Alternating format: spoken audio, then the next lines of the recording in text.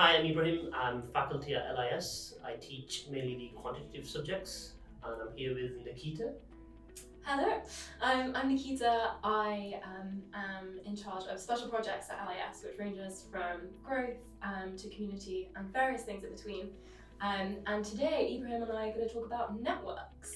The reason we're talking about networks is one, because I think different types of networks feature quite heavily in both our work in different ways, but also networks are a very core part of the LIS DNA, networks and kind of diverse relationships, and how we use those networks to kind of reorganize information in new and different ways in the curriculum and beyond that. So, No, absolutely, yeah. So, our logo itself is it's a network. I think of it as a diamond, but I guess it does look a little bit like a diamond. Can be both.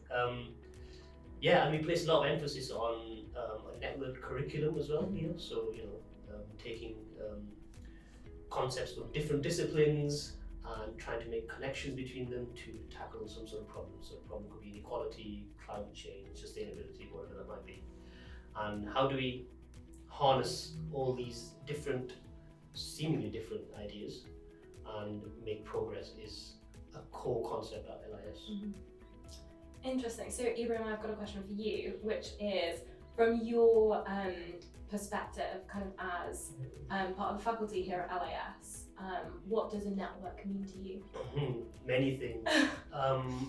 So before I joined LIS, actually, I didn't even think about a network curriculum, this idea of connecting disciplines. So that's already a big sort of shift in terms of how I view networks. But before that, I was just viewing networks as social networks, transport networks, maybe a neural network, what we have in the brain, for example.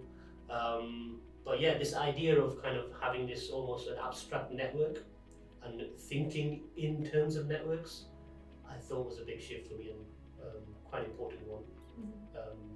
Yeah, we're trying to we're trying to get the students now to adopt that way of thinking, make connections between the different things that they're learning.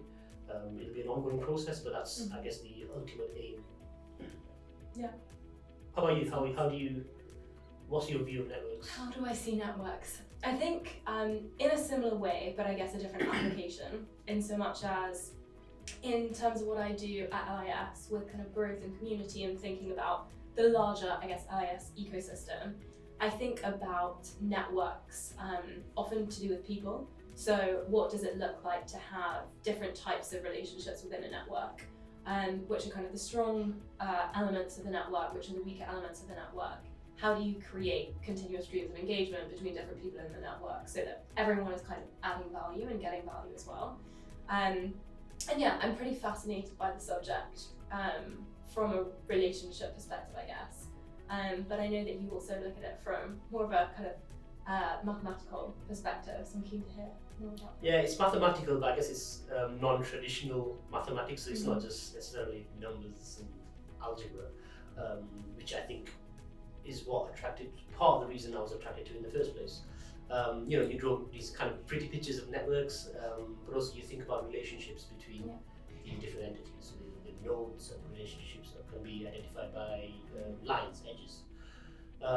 In terms of what you just said, which is how we identify strong sort of parts of the network, you can think of this is best captured, I guess, in network science by this concept of centrality. So you have different ways of defining who the important people are in the network. That could be people with a lot of connections. It's not necessarily the case. It could well be a person who's a bridge. They might have very few connections, but they bridge different parts of the network, which are kind of wildly different, but the bridging element is so important that it kind of exchanges mutually beneficial ideas between the two parts. So that could be basically industry and academia, or something else, right?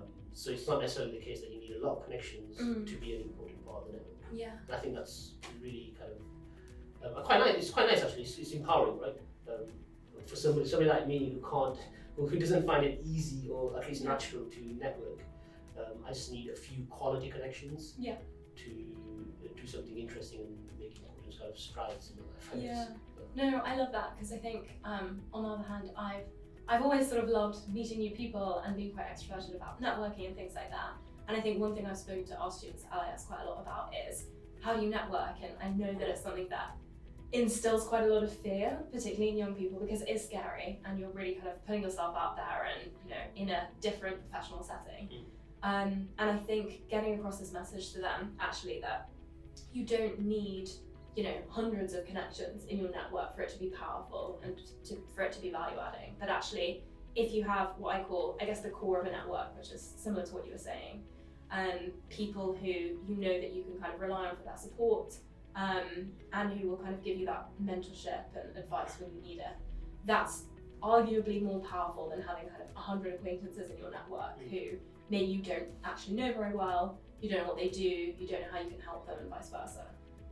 But I know we were also talking about the difference between strong ties and weak ties earlier, so keen to hear your take on that. So the idea with strong ties is it can be counterintuitive. So what it says is you can have many strong ties with people, like for example, strong ties could be friends and family, right? They're usually very strong, but that doesn't necessarily give you new ideas and new opportunities, job opportunities, for example. So there's this famous concept that says there's strength in weak ties. So suppose you're in a group, you have this community of people that you've known all your life, your friends, your family, but then it's only the sort of the few ties that you make, these few connections that you make with the outside world, so organizations, other people, not necessarily your friends or your family.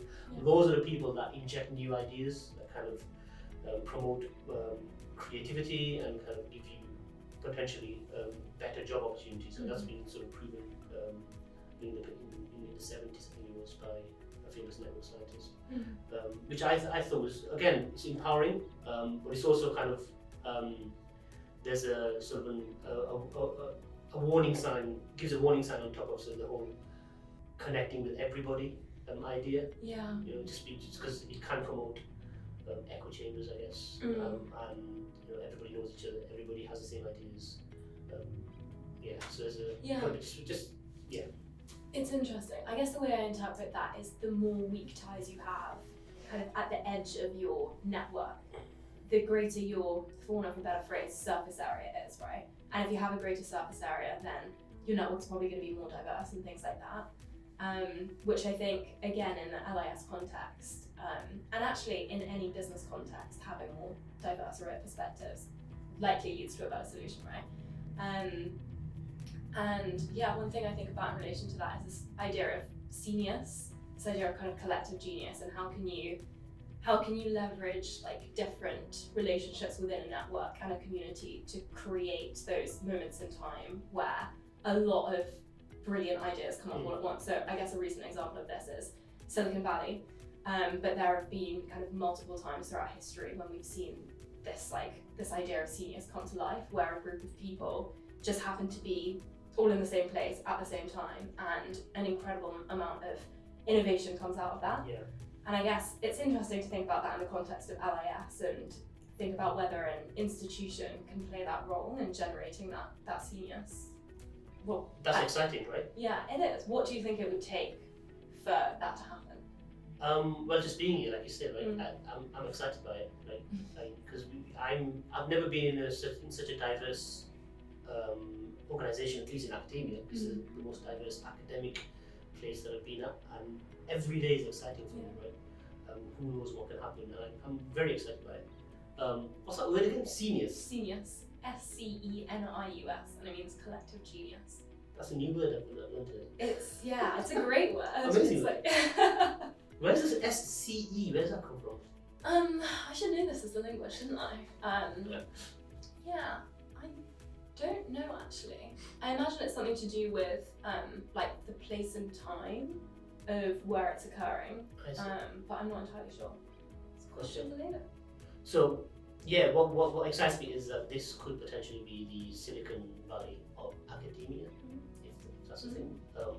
I did like one thing that you said that I kind of want to pick up on, which is when you are within the LIS campus or ecosystem or whatever, every day that you come into campus, you have no idea what's going to happen. You might know that you're teaching a class or that you have to do some marking, etc. but you don't know who you're going to interact with. You might interact with more non-faculty members than faculty members, or more students and staff.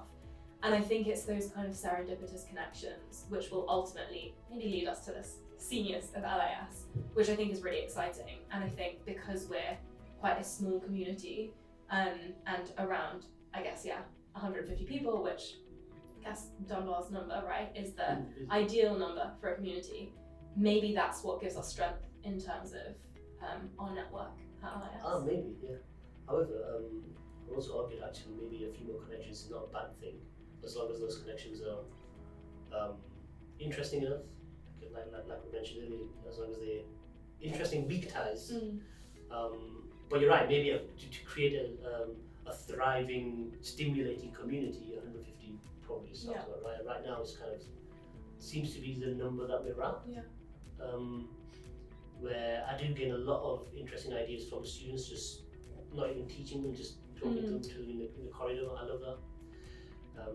So yeah, like I said, it's just very exciting. I think so. I want to just come back to this idea of the network discipline, the network curriculum that we started off with.